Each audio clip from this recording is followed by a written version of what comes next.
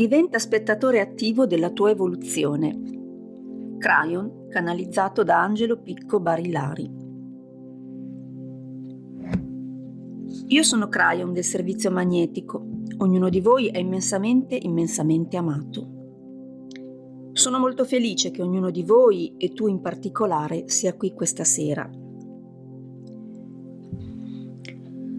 Così come il mio partner sul palco, tu puoi pensare di porti in una posizione diversa rispetto alla sedia dove sei seduto e di guardare verso il basso. Cosa puoi guardare verso il basso stando seduto sulla sedia posta sopra un palco?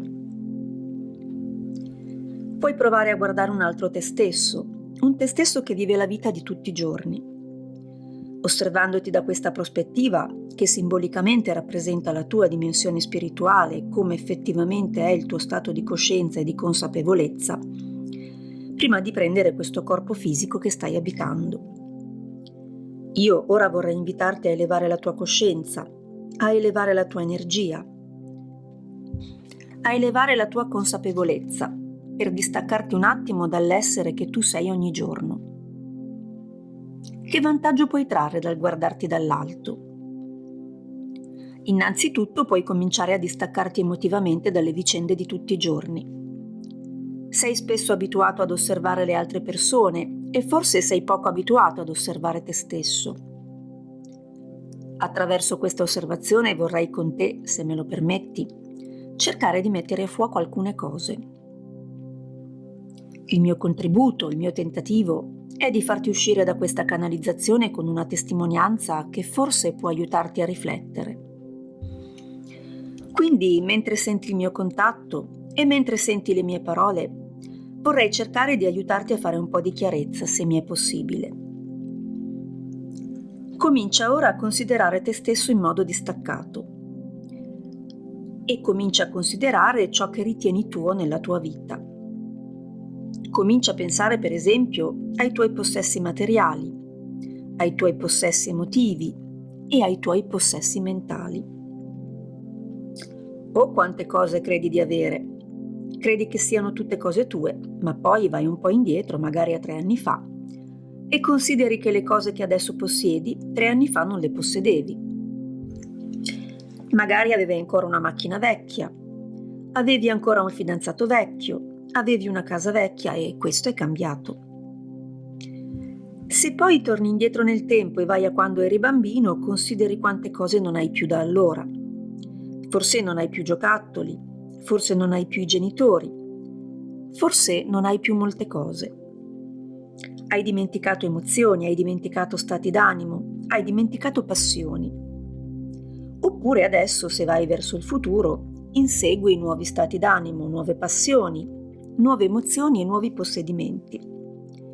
Ma come puoi ben capire, se consideri la tua vita nei vari passaggi, considera quante cose non ci sono più, quante cose ci sono e quante cose non ci saranno più.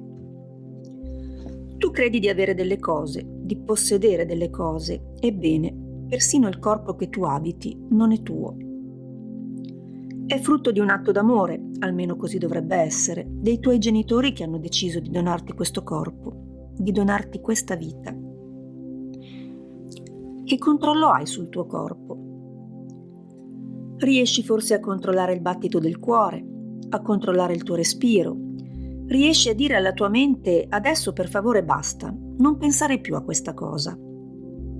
Riesci forse a dire basta alle tue emozioni? Magari ogni tanto ci riesci. Ci sono tante tecniche per questo, ma non è la tecnica che importa.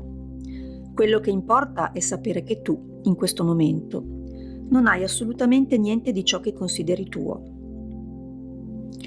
Considera che anche le cellule del tuo corpo continuano a rinnovarsi. Lo puoi chiedere a qualsiasi scienziato, a qualunque medico. Quando tu hai una ferita nel corpo c'è un medicamento, c'è il soccorso, ma poi è il tuo corpo che produce il miracolo della guarigione, della ricucitura. Questo testimonia che tu sei un essere vivo, sei un essere vivente e sei un processo in movimento. Quindi, quando tu consideri che qualcosa è tuo, è come se tu volessi inscatolare un momento, fermare un momento e dire che c'è qualcosa di statico nell'esistenza e nella vita. In realtà, niente è statico, tutto è in movimento. I problemi nascono quando per educazione, per esperienza, per condizionamento, tu credi che qualcosa ti appartenga. In realtà, se ti venisse insegnato che niente ti appartiene, che niente è tuo, dalle cose materiali alle cose più intime, agli stati d'animo più intimi, niente è tuo, niente è esclusivo, vivresti molto meglio. Avresti meno pesi per affrontare l'esistenza e nell'affrontare la vita. Invece per amore tuo, perché tu vieni in questo mondo, la società, i tuoi genitori, la scuola, tutti quanti sono prodighi nell'aiutarti a costruire la tua vita e le tue certezze su delle cose. Il più delle volte su delle cose materiali, altre volte su possessi emotivi, affettivi e altre volte ancora su idee evolutive.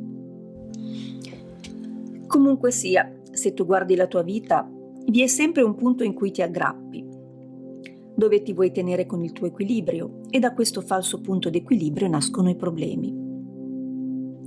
A questo punto qualcuno potrebbe pensare: va bene, Crayon, tu stai dicendo questo, ma io sono in questo corpo, sono in questa vita. Ci sono delle cose che accadono. Come fai a dire che niente mi appartiene? Ebbene, quello che ti posso dire è che ciò che ti appartiene è la tua consapevolezza, la tua coscienza profonda. Tu sei quella persona che adesso dall'alto sta osservando se stesso, che è un bambino, che è un adulto, che diventa ancora più adulto, eccetera, eccetera. Tu sei l'essere che sta abitando questo corpo e che esprime la consapevolezza e l'energia.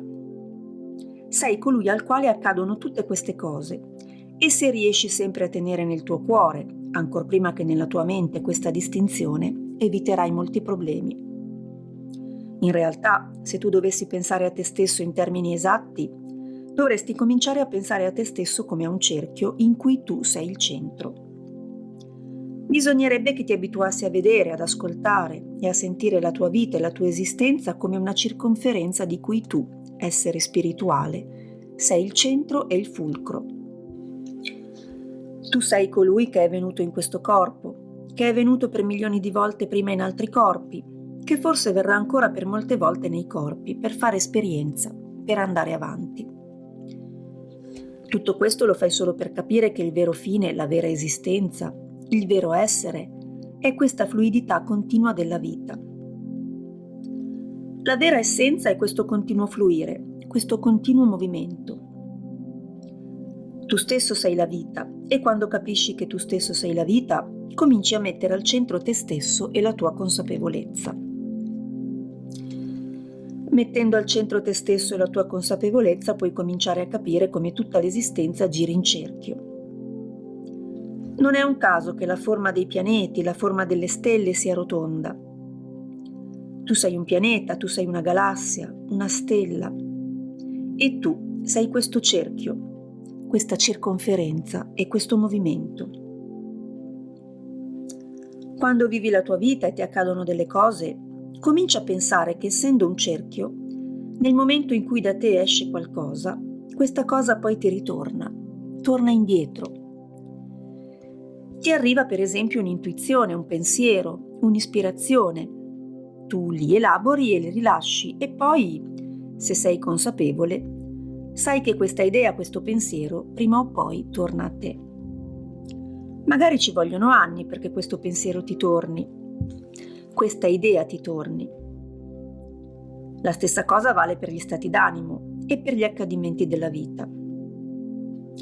Nei prossimi giorni puoi cominciare a considerare la tua vita in questo momento, a considerare che cosa ti sta capitando, sia in senso positivo sia in senso meno positivo, e comincia a cercare se per caso negli anni passati c'era un seme che da te è arrivato e che ha aiutato l'energia a co-creare il momento in cui tu ora sei immerso. C'è una tua corresponsabilità in tutto ciò che ti sta capitando. A volte puoi essere inconsapevole della tua responsabilità. La tua responsabilità significa avere la capacità di rispondere, response, congiunta ad abilità, ovvero avere la capacità di rispondere con abilità. La tua abilità nell'avere la capacità di rispondere sta nel portare a galla i semi delle cose che tu ora stai raccogliendo. Se riesci a fare questo processo di riconoscimento, fai che questo ti serva per il futuro, nell'educare i tuoi pensieri, nell'educare le tue emozioni, nell'educare i tuoi stati d'animo. Cerca di educare questo processo che passa attraverso di te, in modo che, quando fluisce, abbia da te un contributo positivo. Cerca di fare in modo che tu riesca sempre ad apprendere, ad imparare qualsiasi cosa e da qualsiasi elemento della vita, perché poi questo tuo contributo positivo ritorna nell'ambito del cerchio personale della tua esistenza. Questo è quello che tu puoi fare e oltre a questo vi sono altre cose che è bene che tu sappia.